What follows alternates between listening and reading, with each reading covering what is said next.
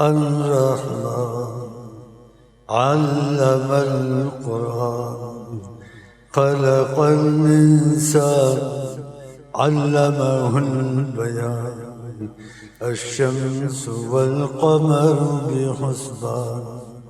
والنجم والشجر يسجدان والسماء رفعها ووضع الميزان